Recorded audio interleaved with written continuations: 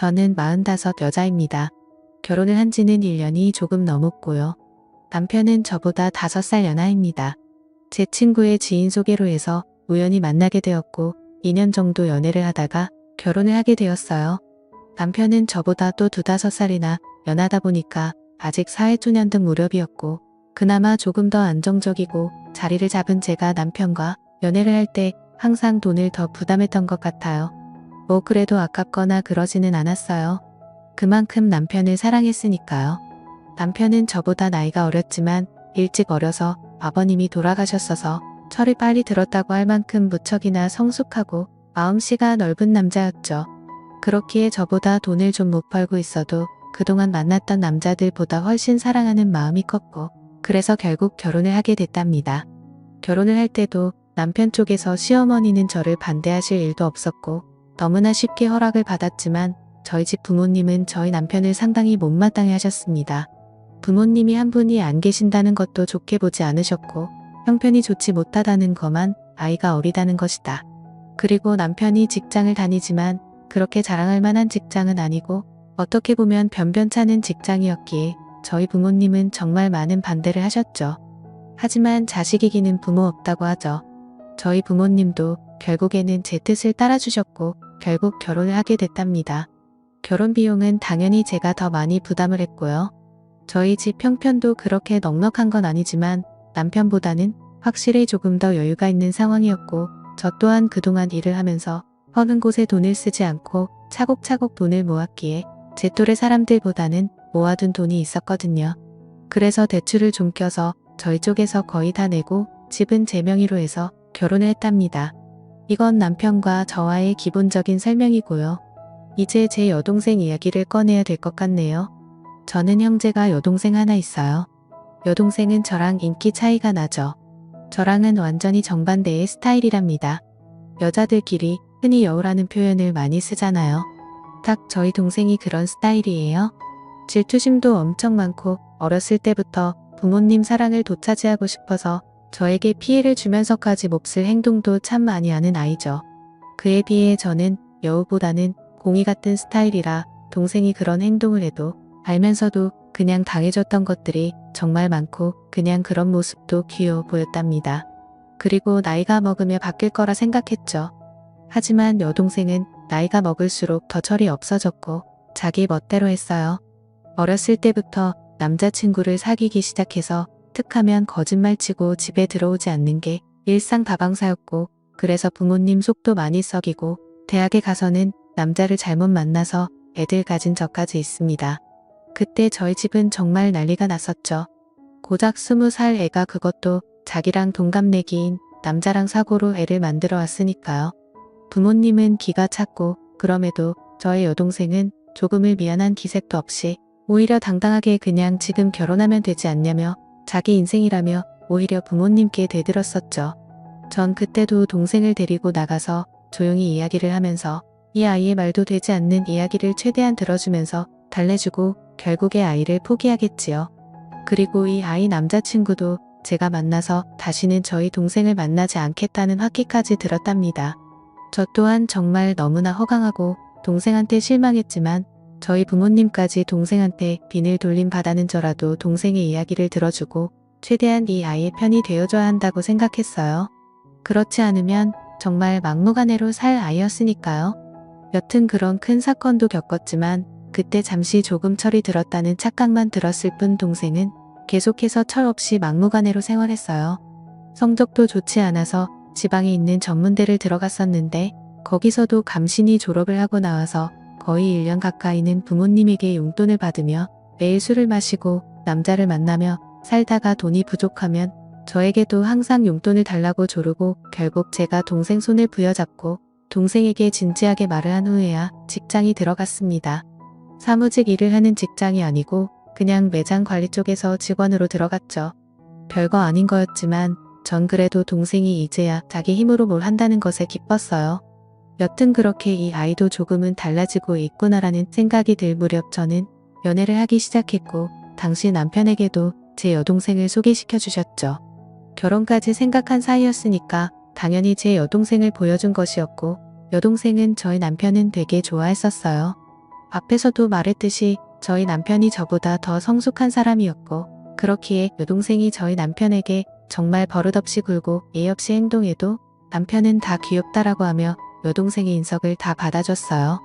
그러다 보니까 어느 순간부터는 여동생이 먼저 저희 남편을 불러서 같이 놀자고 조르기 시작했고요. 저는 그래도 여동생이 저희 남편을 좋아하고 잘 따르는 것을 안 돌려고 남편 또한 여동생을 정말 귀여운 동생이라고 생각하는 것이 보여서 결혼 전부터 3명 종종 모여서 많이 놀았습니다. 그리고 여동생이 남편에게 따로 연락을 하고 만나자고 전화를 해도 저는 그냥 아무렇지도 않았어요. 왜냐하면 여동생이 워낙에 철부지다 보니까 친구도 몇 명 없었거든요. 그렇기에 이 아이에게도 의지할 사람이 필요하고 그게 제 남편이면 더할 나위 없이 좋겠다고 생각하는 저였습니다. 남편 또한 저에게 여동생과 연락하거나 둘이 만나는 일이 있어도 항상 저에게 말을 했었죠. 그렇게 관계를 유지하다가 결혼을 하게 돼서 신혼여행을 갈 때도 여동생은 본인도 따라가겠다고 엄청 채를 썼습니다. 그때 정말 애먹었어요.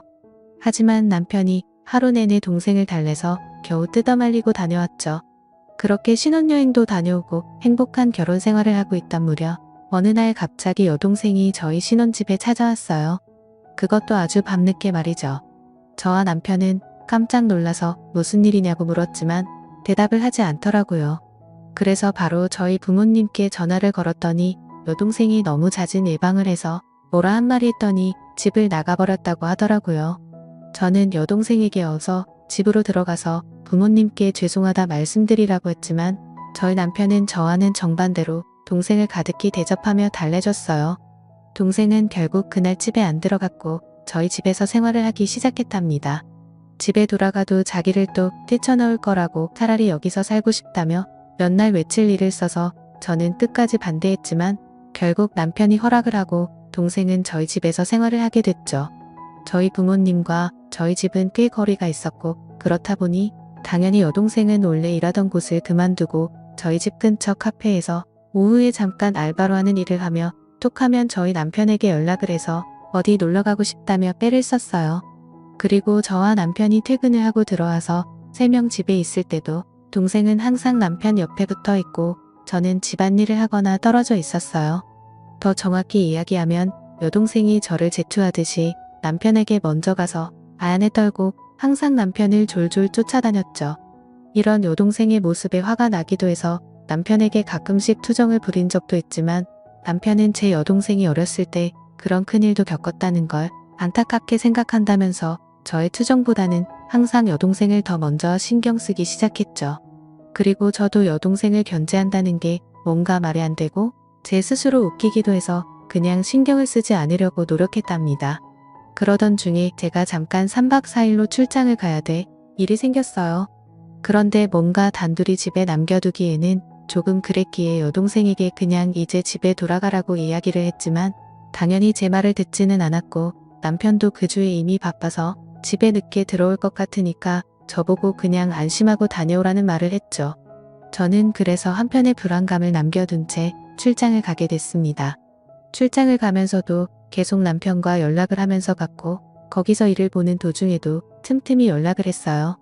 그러다 거기 일정이 예정보다 하루 일찍 마치게 되었고 그냥 거기서 하루 쉬고 올 수 있었지만 저는 바로 그날 출발해서 집에는 새벽에 도착을 하게 되었죠. 그렇게 집 비밀번호를 열고 들어가는데 우선 눈에 보이는 거실에는 안주거리라고 보이는 여러 음식과 함께 술이 있었고 저는 바로 동생 방에 가고 왔지만 동생 없기에 불안한 마음으로 문이 닫혀있는 저와 남편의 침실이 있는 방에 눈을 열었더니 남편과 동생이 한 침대에 누워 있더라고요. 저는 그 순간 정신이 멍했습니다. 아니, 그 상태로 몇 초 정도를 아무 말도 못하고 있었던 것 같아요. 그 후에 일어나고 나서야 정신이 번쩍 들었고 소리를 질렀죠.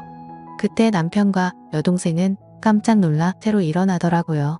둘이 변명하기도 전에 당황해하는데 그냥 딱 불륜 현장이 들켜서 행동하는 남자와 여자 같더라고요. 저는 그 꼴을 도저히 볼 수가 없어서 집에서 나갔고 그날 제 차 안에서 밤을 새고 그 다음날 집으로 들어갔습니다. 남편과 여동생은 일을 나간 상태였고 집에는 아무도 없었죠. 먹은 것도 깨끗이 치워놨더라고요. 여동생과 남편에게는 계속해서 연락이 왔지만 그 연락은 무시하고 남편에겐 집 비밀번호 바꿔놨으니까 들어올 생각 말고 이용할 생각하고 있으라는 내용으로 카톡을 보내놓았고 동생에게 또 이 사실을 부모님께 다 말씀드릴 거니까 그 남자를 지지든 볶든 살림을 차리든 등 내 마음대로 하라고 카톡을 보내왔습니다. 당연히 집 비밀번호는 바꿔놨고요. 그날 결국 남편과 여동생은 채집에 들어올 수가 없었습니다. 제 여동생은 본가를 돌아갔지만 제가 이미 이런 사실을 저희 부모님께 말씀드려놨기에 본가에서도 쫓겨났고요. 남편은 계속해서 오해라며 연락이 오고 있는 상태이지만 저는 이혼 소송을 준비 중이랍니다. 여동생과는 가족의 연을 끊을 것이고요. 저한테 이런 일이 벌어졌다는 게 아직도 안 느끼네요. 지금까지 제 사연을 들어주셔서 감사합니다.